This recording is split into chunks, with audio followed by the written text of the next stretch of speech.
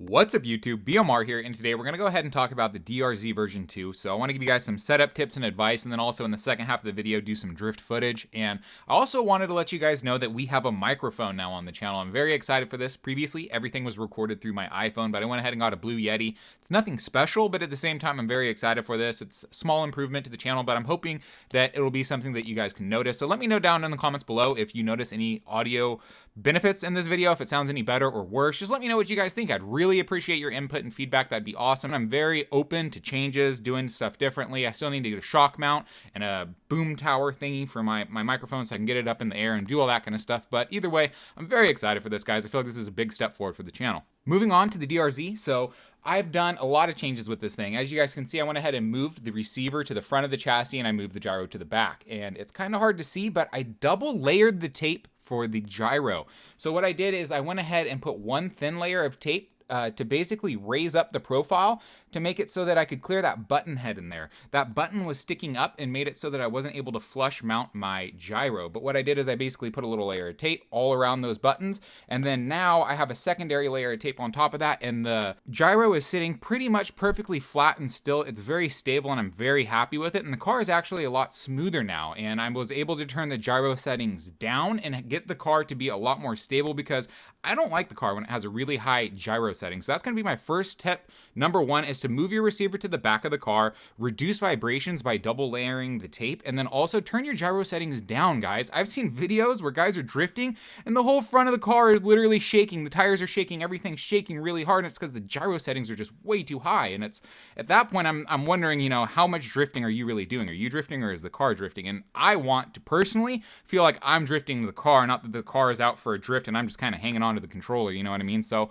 that's my first tip, is I went ahead and turned down my gyro settings as low as I could possibly get it, but I'm doing all my adjustments through this little digital switch, the analog switch thing or whatever, you know what I mean? I can't make the gain settings through the controller, unfortunately, right now. That's going to be my next upgrade for this car, is to get a good receiver and controller system where I can run channel 3. Right now I can't run channel 3, so I've noticed these gyro settings on here are very finicky. So it's not like when you change the settings, like 50%'s right here, and then say 40% or 30%, 20, you know what I mean? It doesn't work like that. What I've noticed, it's either a lot of gyro or no gyro. And that's a big issue for me. I want to be able to fine tune it. I think I want to run around 25 to 30% of gyro. I don't like a whole lot of gyro. I just basically want it to be there for a safety net if I'm spinning out, when I'm making transitions and stuff like that. Basically have it help me keep the car from looping, but at the same time, I don't want it to be doing too much of that work. I want to be doing the counter steering and I want to feel that. So the other thing that I've done since the last video is I went and rebuilt this front end suspension again. I took it apart, resanded it, spent a couple hours working on it, cleaned all the grease out. And what I did, guys,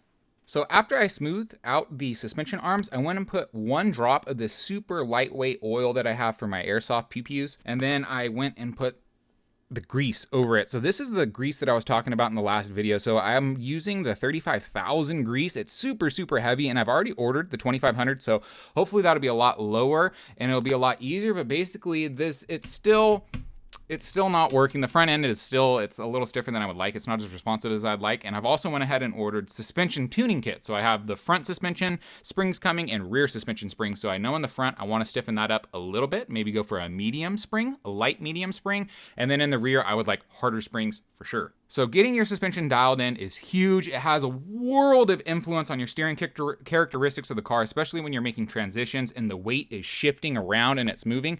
That's what's really critical for the suspension. So that's why you really want to make sure that you have it on point, is because if it's not on point, your transitions are going to be really sloppy and very hard to control. So let's go ahead and talk about some of the settings that I've done up front. So one issue that I have with this DRZ is there's a lot of slop up here, guys. I mean, these wheels, there's a lot of movement and play with them. So one thing I've noticed is you can go from negative toe to positive toe, and that's just from the slop. And both sides, I think this is the worst side and this side isn't as bad, but either way, guys, that's kind of an issue. So be mindful of that when you're making your settings. I try to basically go in the middle of where the wobble is and try to have that as my neutral setting and then make my tweaks on it. But anyways, guys, what my biggest recommendation would be when you're assembling the car, go ahead and use Atomic settings as a rough guideline for your build. But then once you have your build completed, throw their settings out the window, because I do not like their settings. I went ahead and decreased the camber up front a little bit, and I increased the toe out. So I have my wheels pointing outward. So originally, Atomic will tell you to point them toe in. And what their reasoning behind that, I've spoken to Kim and everybody, and basically it's that you get more parallel lock when your wheels are fully locked like that. It'll make them more parallel. But personally, I don't care about having a parallel lock. I would like to have toe out because I like the way that the car feels with toe out. I like the way that the car feels when I'm initiating a turn, when I'm first turning into a turn with toe out. It's just what I've always driven with. It's what I've always liked. So my biggest recommendation up front, guys, would be to take a look at your front end after you get it assembled and then decide what you want to do with it, what you want the front end to be doing, because Atomic settings are okay, but they're not wonderful. They're not great, definitely. So toe out would be a huge one. Decrease the front camber. I might play with the caster, especially if I switch tires, but if you're using their rounded profile tires, caster is a good thing. It's your friend. It will help you get grip on this leading tire when you're making your corners. So yeah, so that's about it for the setup tips. I mean, there's not a whole lot going on up front, guys, but like I said, I prefer toe out for my feel, for drifting, for initiating a corner, everything. It feels a lot better when I have toe out versus toe in. So that would be one big tip. And then another tip, guys, also, when you're building your car, after you got your settings and everything, once you have it built, once you have all your electronics installed on it, go ahead and take another look at your front end and try to balance it as best as you can left and right. By balancing, I mean make sure the settings are the same, whether it's toe in or toe out, whether it's cambered or not cambered, whatever it is, just try to make sure that your tires are as even as possible. I know that's very difficult when you have slop like this, but it's what you want to be doing for your car just to make it so that it's as accurate and as stable as and as consistent. That's the word. It's as consistent as possible. The other thing I've went ahead and done is I increased my rear ride height all the way.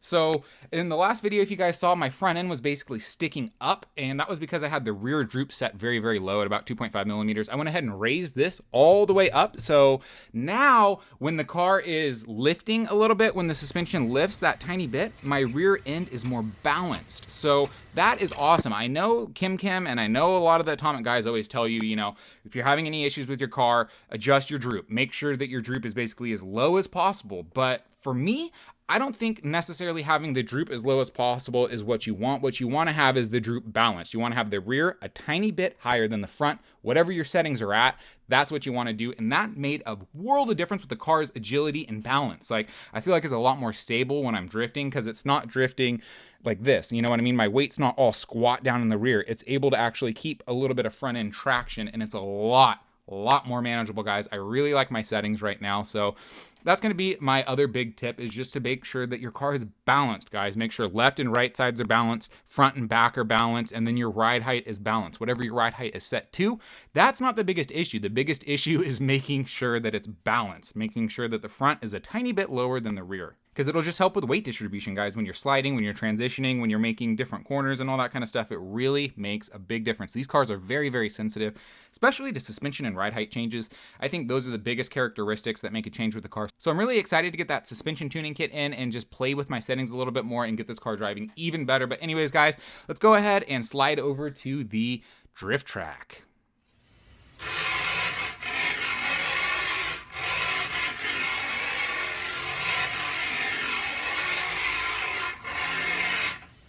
See how stable the car is? I feel like I've really helped improve the balance of the car by increasing the rear droop, as well as moving the gyro to the rear and decreasing the gyro value as low as I could get it. So the tires, if you look in the front of the car, it's not jittering, it's not shaking, so it's super smooth and balanced. It's really easy to drive this car. It's very agile, and of course it needs more work, but so far, guys, this car is really, really good. 2 thumbs up for the DRZ. It just takes some work. I swear, it's so much harder to drift on camera, guys.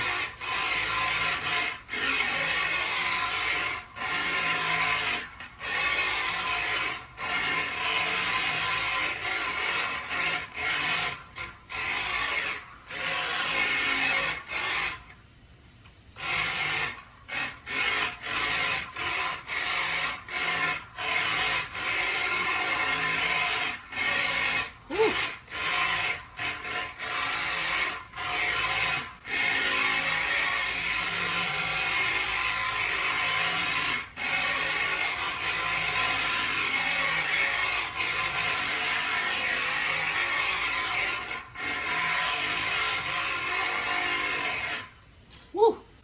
drifts like that really aren't easy. Really what you're doing there is like you're skating, it feels like. It really feels like ice skating. You got to set up the drift and you're just kind of sliding through it, but this thing is a lot of fun, guys.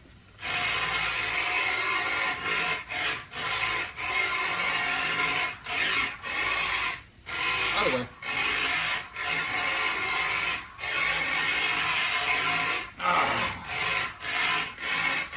This way.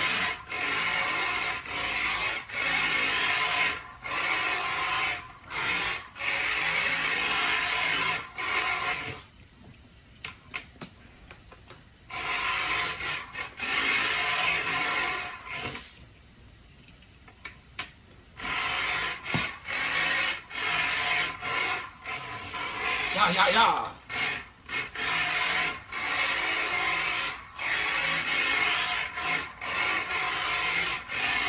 Woo.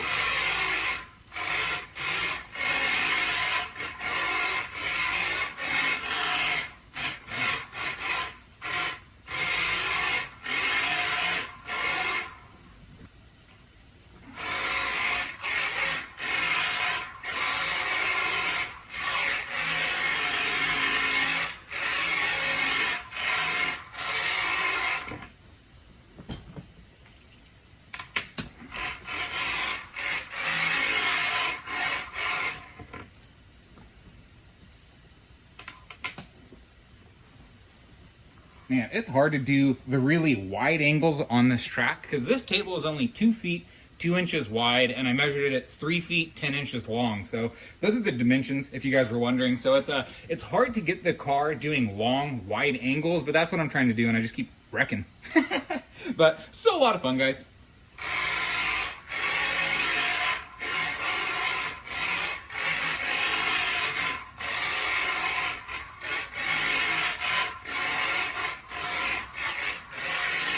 Yeah.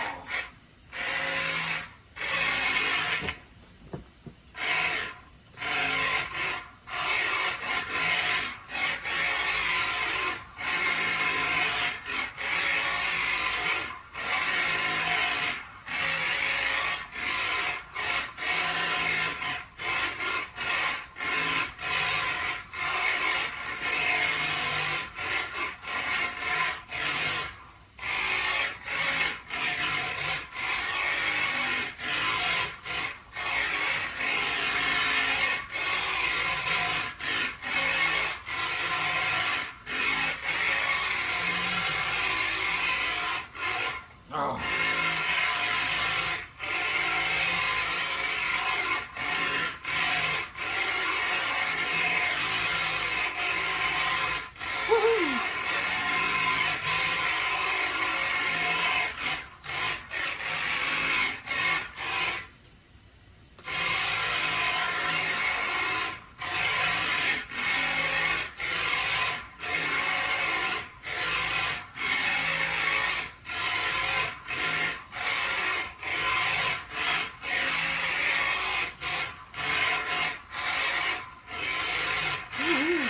Oh, come on.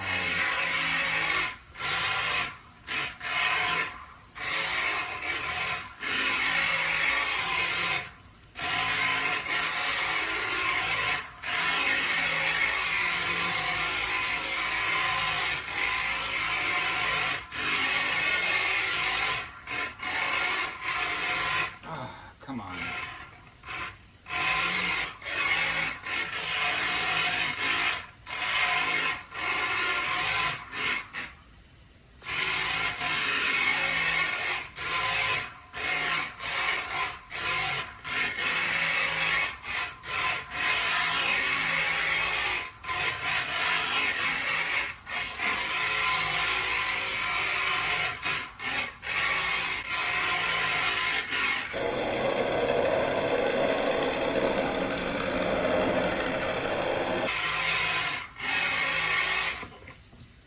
It's my favorite trick, trying to drip one tire off the corner. Really like doing that.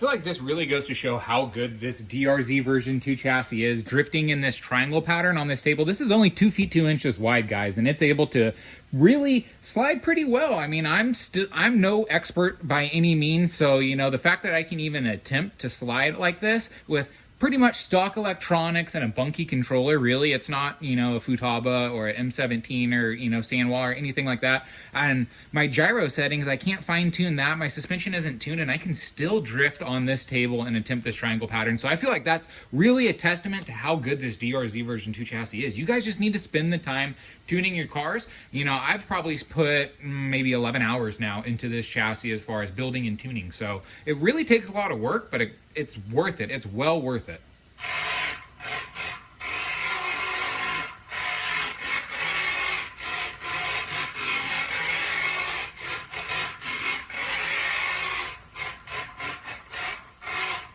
Man, it's amazing how good this car drives. It reminds me of a snake slithering through these triangles. It's really what it reminds me of, guys.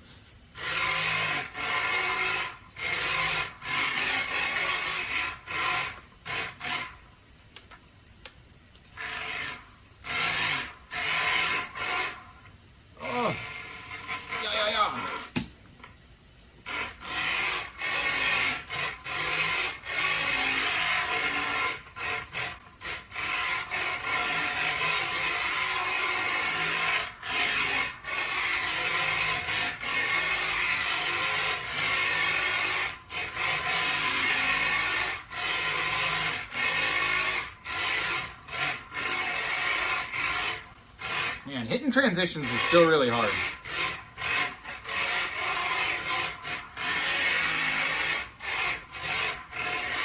Especially trying to hit clean, smooth ones.